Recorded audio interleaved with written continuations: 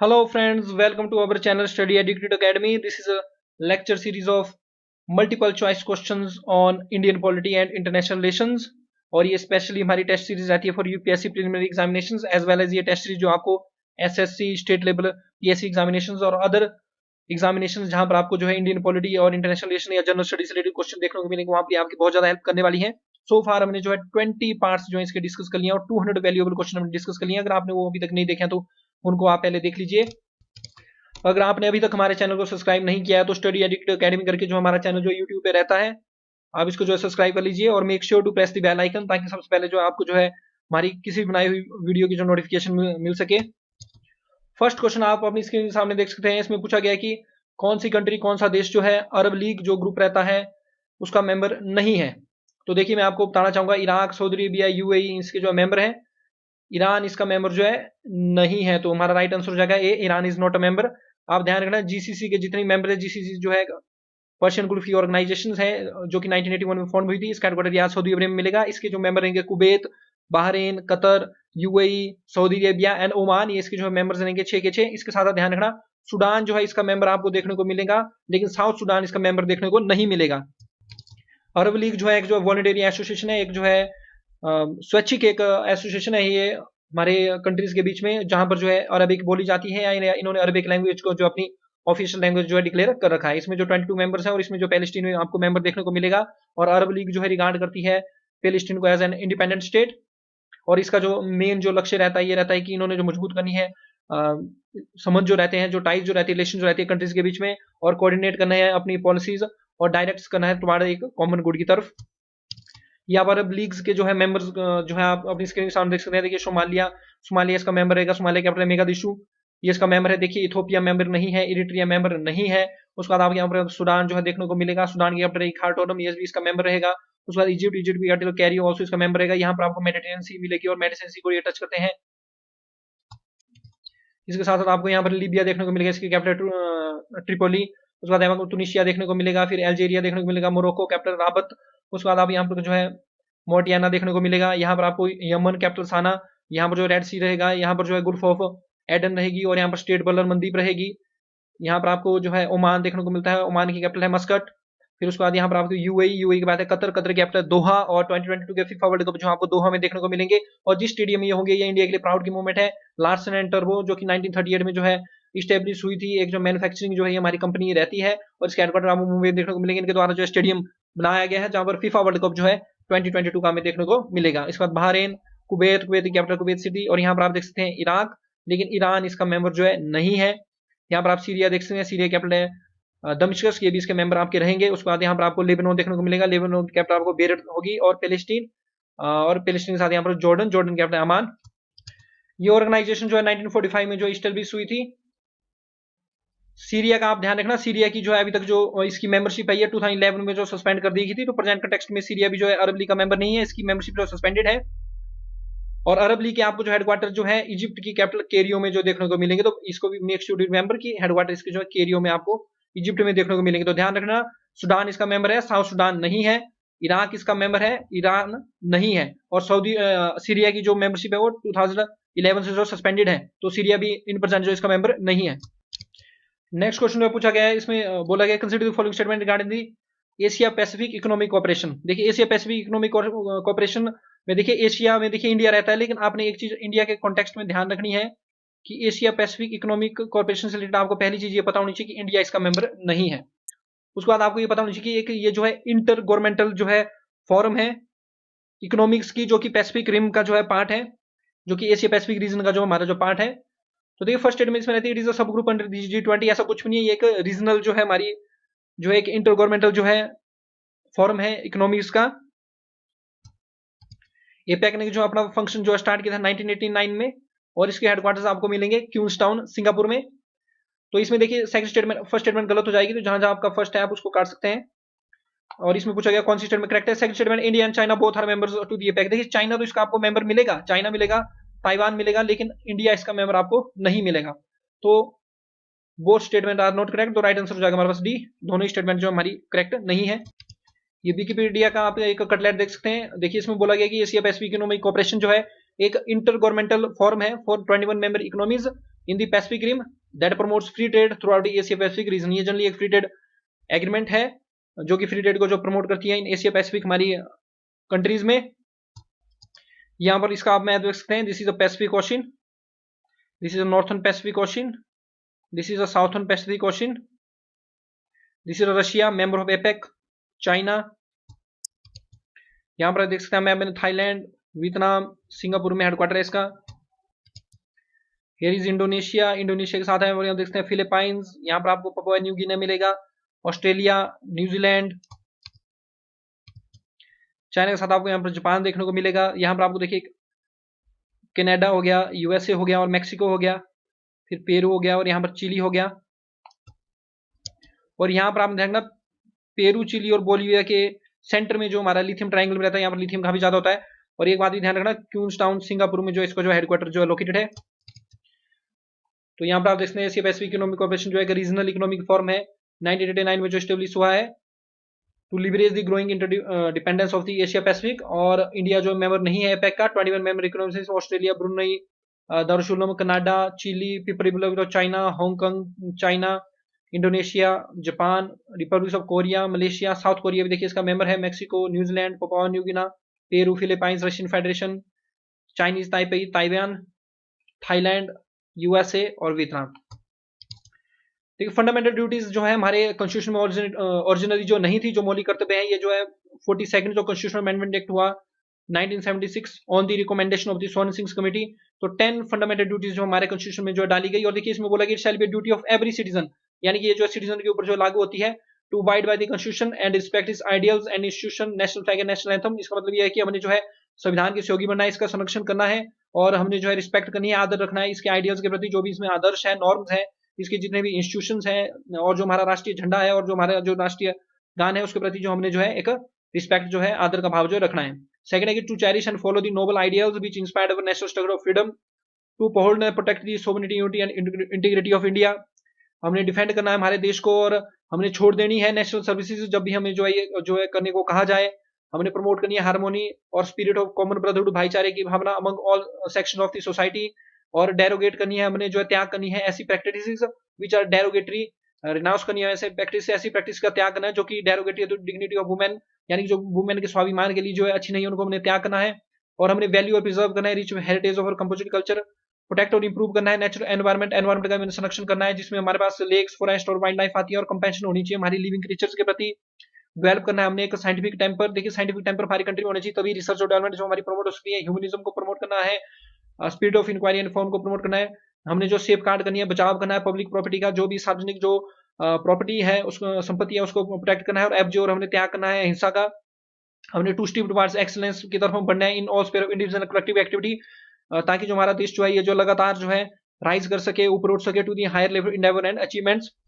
और ये जो 11th फंडामेंटल ड्यूटी है जिसको के हम बोलते हैं, ये जो एडिट हुई है आपकी 86th कॉन्स्टिट्यूशनल अमेंडमेंट एक्ट 2002 के द्वारा, और इसी के द्वारा जो है article 21A to the constitution जो इंसर्ट किया गया है, जिसमें प्रोविजन है to provide free and compulsory education to the children in the age group of 6 to 14। तो ये जो के जो ड्यूटी रहती है 11th, ये 86 कॉन्स्टिट्यूशनल अमेंडमेंट 2002 के द्वारा डाली गई, और ये बोलती है कि पेरेंट्स और गार्डियंस की ये जो है ड्यूटी रहती है कि उन्होंने अपने चिल्ड्रन को इन the age group of 6 to 14 इनको जो एजुकेशन अपॉर्चुनिटी जो प्रोवाइड करानी है। तो 11 के 11 जो फंडामेंटल ड्यूटीज है ये आपको टिप्स पर याद होनी चाहिए, क्योंकि आपको ये इनोमरेट करने के लिए भी जो है मेंस आंसर राइटिंग में पूछी जा सकती है।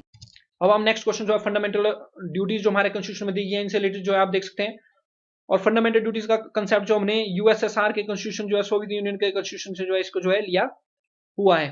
फंडामेंटल राइट्स जो हमने यूएसए से लिए हुए हैं, और डायरेक्ट प्रिंसिपल स्टेट पॉलिसी जो हमने आयरलैंड के कॉन्स्टिट्यूशन से बोरो किए हुए हैं। तो इसमें पहली चीज बोली गई है fundamental duties are enforceable through jurisdiction. देखिए मैं आपको बता दूं, फंडामेंटल ड्यूटीज और direct principle of state policy जो है इनफोर्सेबल नहीं होते हैं कोर्ट्स के द्वारा। सिर्फ और सिर्फ हमारे फंडामेंटल राइट्स जो हमारे मौलिक जो अधिकार हैं वही जो है सिर्फ और सिर्फ जो है कोर्ट्स के द्वारा जो इनफोर्सेबल है। कोर्ट्स जो है फंडामेंटल राइट्स की इन्फोर्समेंट के लिए जो रिट इशू कर सकते हैं, लेकिन कोर्ट जो है फंडामेंटल ड्यूटीज और डायरेक्ट प्रिंसिपल स्टेट पॉलिसीज की इन्फोर्समेंट के लिए रिट्स इशू नहीं कर सकते हैं। Direct principle state policy as well as fundamental duties जो है नॉन इन्फोर्सेबल है।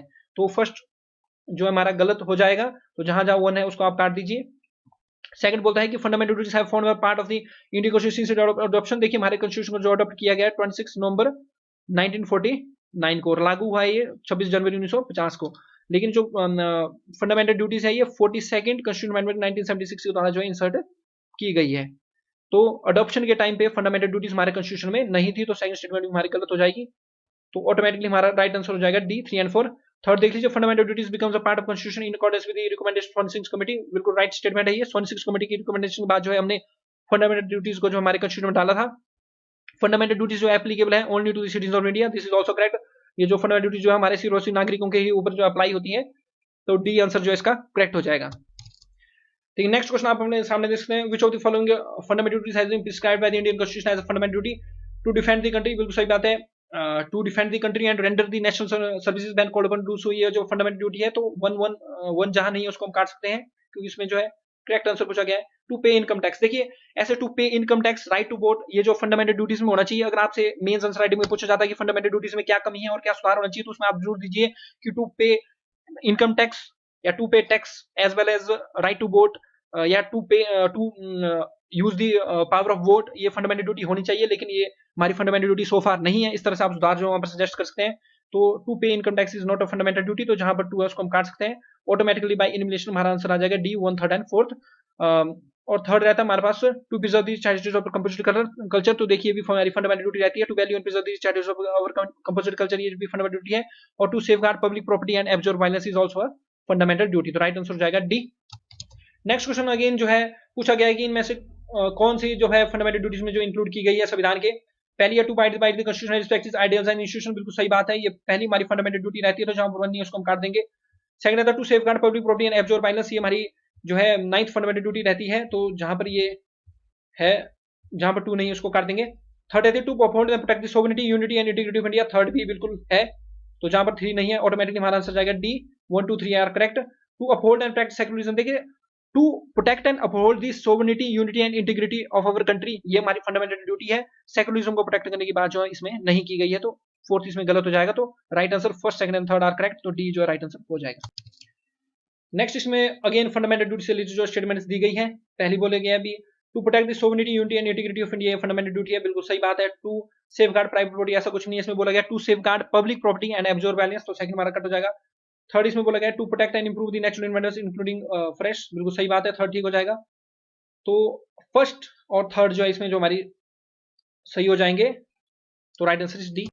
अगेन स्टेटमेंट्स दी गई है फंडामेंटल ड्यूटी से रिलेटेड। देखिए मैं एक ही टॉपिक के ऊपर ज्यादा क्वेश्चन इसलिए डालता हूं ताकि पॉलिटी के कांसेप्ट्स आपके जो है क्लियर हो जाएं।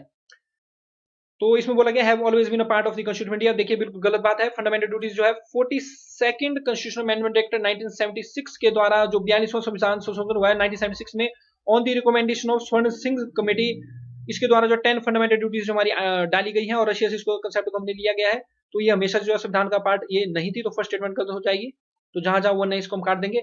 सेकंड है have been added through an amendment, बिल्कुल सही बात है, एक संशोधन के द्वारा इनको ऐड किया गया, तो सेकंड स्टेटमेंट जो हमारी करेक्ट हो जाएगी। ये तो ऐसे ही पता लग रहा है, तो सेकंड हमारी ठीक होगी। Are mandatory on all citizen of India, देखिए ये मैंडेटरी नहीं है, ये जो है जनरली ये भी आप बोल सकते हैं कि एक रिकमेंडेटरी है, इनकी इन्फोर्समेंट नहीं है, लेकिन कुछ फंडामेंटल ड्यूटीज की इन्फोर्समेंट के लिए अलग अलग कानून भी बनाए गए हैं, लेकिन मैंडेटरी सिटीजन के ऊपर नहीं है, तो राइट आंसर हमारे पास हो जाएगा C, second only is correct. Next direct principle of state policy से रिलेटेड क्वेश्चन है, इसमें ये बोला गया कि which one of the following is not a correct description of the direct principle of state policy. तो देखिए पहली बात जो रहती है direct principles are not enforceable by the courts, बिल्कुल सही स्टेटमेंट है। Direct principles have a political sanctions, तो इनमें जो पॉलिटिकल और मोरल सैंक्शन के ऊपर रहती है, बिल्कुल सही बात है। Direct principles are declaration of objective for state legislation, और डायरेक्ट प्रिंसिपल प्रोविजन से equal pay and free health for all citizens all Indians. देखिए direct principle of state policy minimize करने की बात करते हैं इनइक्वालिटीज की, minimize in the inequalities of income, equal income की बात नहीं करेंगे, free health care for all citizen की बात नहीं करते हैं, तो डी इसमें नहीं होगा। बाकी ये जो डिक्लेरेशन ऑफ ऑब्जेक्टिव रहते हैं स्टेट लेजिस्लेशन के, तो फर्स्ट 3 स्टेटमेंट हमारी करेक्ट हो जाएगी, तो डी सही नहीं है। इसमें पूछा गया कौन सी सही नहीं है, तो D is not correct. Next question देखिए यूपीएससी एनडीए में आया हुआ है, again little bit tricky question. जो मेन जो पर्पस जो रहता है डायरेक्ट प्रिंसिपल स्टेट पॉलिसी का, इसके बारे में पूछा गया। देखिए फर्स्ट स्टेटमेंट पढ़िए आप, lay down positive instruction which would guide state policy at all level, बिल्कुल सही बात है। हमारे direct principle of state policy जो इंस्ट्रूमेंट ऑफ इंस्ट्रक्शंस रहते हैं जो कि स्टेट को फॉलो करने होते हैं while framing the policies rules and legislations, तो फर्स्ट स्टेटमेंट हमारी ठीक हो जाएगी। Implement Gandhi's idea of decentralised state, देखिए गांधीयन प्रिंसिपल्स तो हैं, लेकिन डिसेंट्रलाइज्ड स्टेट का ये जो इसमें कंसेप्ट नहीं है कहीं पर भी। Check the use of arbitrary power by the government, ऐसा भी कहीं पर नहीं बोला गया है। Promote welfare of the backward section of the society, देखिए welfare of the backward section of the society आपको इसमें मिलेगा to protect and promote the education and economic interest of SC, ST and other vulnerable section of the society। इसमें देखिए लेकिन वहां पर vulnerable शब्द जो है यूज किया गया है, बैकवर्ड सेक्शन का यूज जो है इसमें नहीं किया गया है। आर्टिकल जो 46 बोलता है, जो कि गांधीयन प्रिंसिपल है डायरेक्ट, ये बोलता है to protect and promote the educational and economic interests of SC, ST and other weaker section of the society and protect them against social injustice and exploitation. तो वीकर सेक्शन ऑफ सोसाइटी इसमें बात की गई, backward section की इसमें बात नहीं की गई है, तो डी इसमें नहीं होगा। तो राइट आंसर हमारे पास हो जाएगा ए। देखिए यहाँ पर आप देख सकते हैं जो डायरेक्ट प्रिंसिपल स्टेट पॉलिसी है, इनका मेन पर्पस रहता है to lay down the positive instructions which would guide state policy at all levels. और डायरेक्ट प्रिंसिपल स्टेट पॉलिसी जो आपको जो part 4 of the constitution from article 36 to 51 में देखने को मिलेंगे, और फंडामेंटल ड्यूटी जो आपको part 4 A 51 A of the constitution में जो आपको देखने को मिलेंगे, और फंडामेंटल राइट्स जो part 3 of the constitution from article 12 to 35 जो देखने को मिलेंगे। तो आप जो है direct principle state policy, fundamental duties और फंडामेंटल राइट्स के बीच में ध्यान रखना है। फंडामेंटल राइट्स जो है इनफोर्सेबल है by the courts, justiciable in nature रहते हैं, जबकि फंडामेंटल ड्यूटीज और डायरेक्ट प्रिंसिपल स्टेट पॉलिसी जो इनफोर्सेबल नहीं है कोर्ट्स के द्वारा। ओके, और यहाँ पर देखिए बोला गया डायरेक्ट प्रिंसिपल्स में भी set to contain the philosophy of the constitution, और डायरेक्ट प्रिंसिपल जो है वो डायरेक्ट प्रिंसिपल्स होते हैं given to the state in accordance with the legislative and executive power of the state are to be exercised. यानी कि एक ऐसी इंस्ट्रक्शंस ये जो है हमारी स्टेट हमारी गवर्नमेंट को होती है, जिसके हिसाब से जो है लेजिस्लेटिव और एग्जीक्यूटिव पावर्स का जो अपना यूज करना होता है। लास्ट क्वेश्चन हमारे इस लेक्चर का रहता है, which one of the following is the fundamental duties of citizen under the constitution of India. Again NDA UPSC NDA 2012 का ये क्वेश्चन है। पहला था to provide friendly cooperation to the people of the neighbouring country. देखिए इस तरह की fundamental duty हमारे नहीं है। ये जो आपको आर्टिकल 51 के तहत जो है डायरेक्ट प्रिंसिपल स्टेट पॉलिसी में देखने को मिलेगा। To protect the monument of national importance, ये आर्टिकल 49 के तहत आपको again direct principle state policy में देखने को मिलेगा। To defend the country and render the national serviceman called upon to do so, बिल्कुल सही बात है, ये आपको फंडामेंटल ड्यूटीज में जो देखने को मिलेगा। To know more and more about history, ये जो है आपको देखने को नहीं मिलेगा, ना ही डायरेक्ट प्रिंसिपल स्टेट पॉलिसी, ना ही फंडामेंटल ड्यूटीज में। तो ध्यान रखना, C is a fundamental duty to defend the country and render the national serviceman called upon to do so. ये जो फोर्थ जो हमारी फंडामेंटल ड्यूटी है डी, फंडामेंटल ड्यूटी ये जो हमारी रहती है। So that's the end of this video friends. I hope आपको मेरा ये लेक्चर पसंद आया होगा। अगर आप चाहते हैं कि मैं इसी तरह जो है आपके लिए जो है वैल्यूएबल जो है वीडियो जो बनाता रहूं, लेक्चर आप तक जो है लाता रहूं, तो आप जो मेरे चैनल को जो ज्यादा से ज्यादा लाइक सब्सक्राइब और शेयर कीजिए, और दूसरों की हेल्प भी कीजिए। ज्यादा से ज्यादा आप शेयर करेंगे तो दूसरों की भी हेल्प होगी, और we rise by lifting others. Thanks for watching. जय हिंद, जय भारत, जय हिमाचल।